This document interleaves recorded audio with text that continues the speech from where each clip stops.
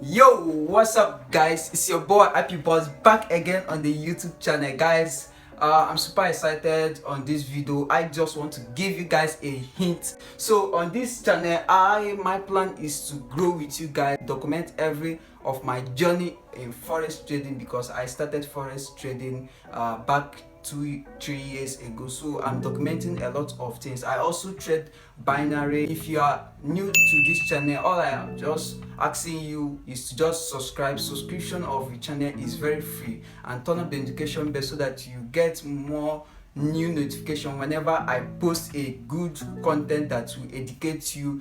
I provide free product teaching you how to trade and earn money.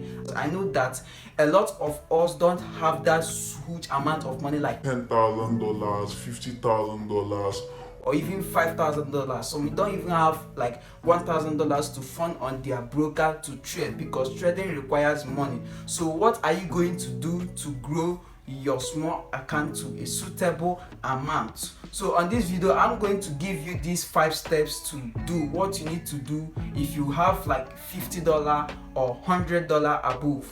Even though you have a $30, $20 account, it's different of growing a small account and flipping a small amount to a big amount. So these things are like two different things that you need to know what you are doing. If you fund your life account, you ask yourself, are you flipping this account, or are you growing it in a consistent way to hit your target, so you can still grow down your small capital to a suitable amount? In this video, I'm going to share with you good 5 steps of how to grow your small account to a big amount.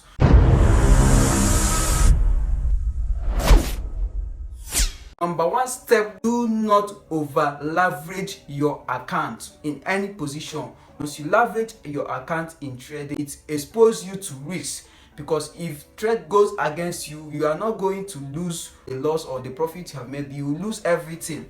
If you are growing, grow with consistency. Use down the same lot size which you know that is suitable for that account. Don't change any lot size till you grow it to a suitable amount. Let's say you have $100, then if you are using $100, you know the lot size that you are using on $100. If you are using 0.05, use that 0.05. Even though you are growing that $100 to 200, use that 0.05 to you hit your target. So you hit your target, then you can recalculate, because all these things is about calculation. You can calculate your risk, know how much you are willing to risk again, how many percent you'll be risking in a day.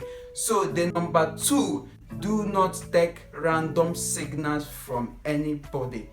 Even though you don't know how to trade, but you have a suitable small amount of money that you want to grow, find a paid VIP signals group, or in a Telegram or anywhere that you can pay. Do not take random signals from different mentors, or it can expose you to risk.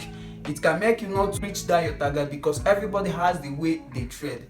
I cannot be giving you signal with a stop loss of 10 pip, and then tomorrow you take a signal that each stop loss is 50 pip to 30 pips, because each signal that you take, you will be using that the same lot size. If the trade goes against you, it will take much money. Or exposing yourself to random signals isn't good in the market. If you are taking signal, take signals from a good person that you trust. Number 3, use proper risk management in your account. People don't know this, and beginners don't know this, that proper risk management can lead you to a long way in trade, because once you are risking good, you know how much you are willing to risk on each trade. If you lose that amount that day, you are done for the day. You understand? Risk management is good, because it leads you to risk to reward. If you have, let's say if you have like $100 and you are capable of risking 5% every day, and then in that 5%, you know that you don't trade every day in the week. You trade only 3 times in the week. You understand? If you're a trader, this is how good traders anticipate. They don't trade every time in the week. They trade like 3 times. They find good days that they trade, whether it's Monday, Tuesday, Wednesday, maybe 3 times. We have 5 days in the trading week, so you map out 3 days that gonna be suitable for you to trade. So if they map out that 3 days, each day has its own risk, and you know the maximum amount you're going to lose in a week, which will make you not to lose too much. Because if you're losing 1% of your account in a day and you make 5%, you understand, then you recover that your 1% that you lost, you then have 4% to risk. Even though in a week you have 3 trades to take in a week, you lose only one good trade is able to make you profitable in the market, because even though you have 3 times to trade and you lose and you lose 2 times and then you win only 1 trade in a day, like seriously, you see changing in your trading. Number 4, split your goal target. What does splitting your goal target mean is that if you have $100 or any amount that you want to trade, let's say you want to take a $100 account to $1,000, that $1,000 that you are targeting is your goal. You are not going to make it in a week, or you are not going to make it in a day or in a 5 days market. So you are going to have each week targets that you are. This is the target of the week.